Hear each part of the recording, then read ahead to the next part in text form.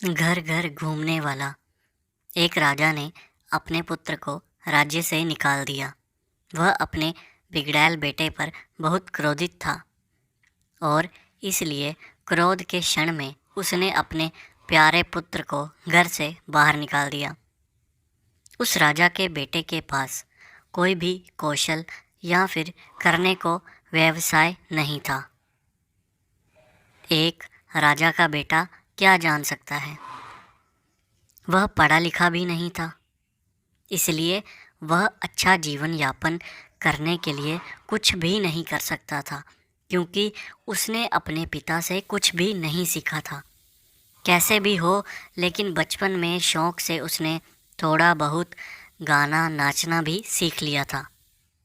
इसलिए वह एक गर्म और शुष्क पड़ोसी देश के एक कस्बे की सड़कों पर गाने और नाचने लगा, जहां उसे शरण मिली।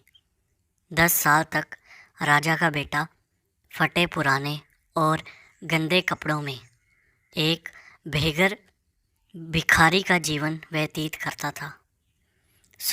इससे वह पूरी तरह यह भूल गया था कि वह कभी राजकुमार भी था। और सबसे दिलचस्प बात यह है कि इन 10 वर्षों में वह तेज़ी से राजशाही की ओर परिपक्व हो रहा था, क्योंकि वह एक राजा का इकलौता पुत्र था जो बूढ़ा और बूढ़ा हो रहा था। लेकिन वर्तमान में वह हाथों में भिक्षा पात्र लिए घर घर घूमने वाला एक चेहरा विहीन व्यक्ति था। जब राजा बहुत बूढ़ा हो गया तो उसे अपने सिंहासन के भविष्य की चिंता सताने लगी। उसकी मृत्यु के बाद कौन उसका उत्तराधिकारी बनने वाला था और उसके राज्य का प्रबंधन करने वाला था। इसलिए उसने अपने प्रधानमंत्री से अपने इकलौते बेटे को खोजने के लिए कहा, जिसे उसने वर्षों पहले निष्कासित कर दिया था, और उसे वापस ले आया ताकि वह उसे अपने राज्य की बागडोर दे सके। राजा ने सोचा, भले ही उसका बेटा मूर्ख है, लेकिन उसे वापस बुलाना होगा। कोई दूसरा विकल्प नहीं था, क्योंकि वह लड़का अपने पिता का एकमात्र पुत्र था। प्रधानमंत्री अपने राजा के बेटे की तलाश में दूसरे देश की ओर निकल पड़े। काफ़ी खोजबीन और प्रयास करने के बाद प्रधानमंत्री उस कस्बे में पहुंचा, जहां उनका होने वाला मालिक शून्य में रह रहा था।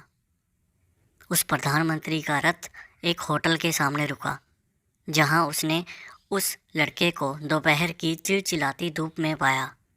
एक युवक होटल मैनेजर से अपने लिए एक जोड़ी सैंडल खरीदने के लिए थोड़े पैसे की भीख मांग रहा था। वह अपने नंगे और खून से लथपथ पैरों की ओर इशारा कर रहा था, जो घावों से शत विक्षत थे।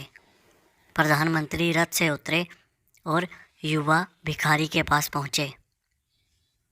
उसे पहचानने में देर नहीं लगी। वह राजा का बेटा था।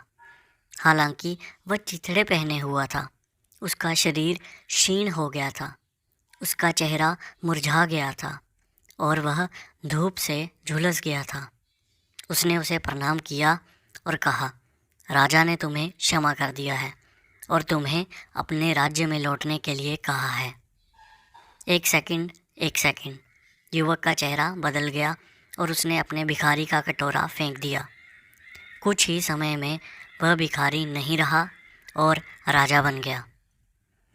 उसने अपने प्रधानमंत्री से कहा, जाओ जल्दी बाजार जाओ और मेरे लिए एक जोड़ी अच्छे जूते और अच्छे से कपड़े ले आओ, लेकिन तब तक मेरे नहाने का इंतज़ाम कर दो।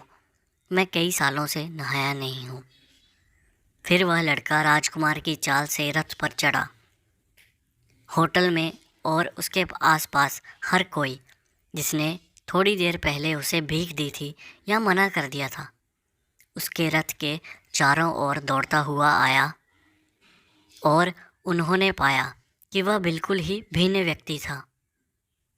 वह अब उनकी ओर देख भी नहीं रहा था। उन्होंने उससे पूछा, आप हमें एक क्षण में कैसे भूल जाते हैं? राजकुमार ने कहा, मैं तब तक तुम्हें याद करता रहा जब तक मैं भूल गया था कि मैं कौन हूँ। अभी अभी मुझे याद आया है कि मैं कौन हूँ, तो भूल जाओ कि मैं एक भिखारी हूँ। जब भीड़ ने उसे याद दिलाया कि वह क्षण भर पहले क्या था, तो उसने कहा, अब मुझे याद है। अब मैं जानता हूँ कि मैं एक राजा हूँ। मैं हमेशा एक राजा रहा हूँ। दोस्तों, आपको यह कहानी कैसी लगी हमें कमेंट करके ज़रूर बताएं। साथ ही साथ हमारे चैनल कहानी सुनो को सब्सक्राइब ज़रूर करें। धन्यवाद।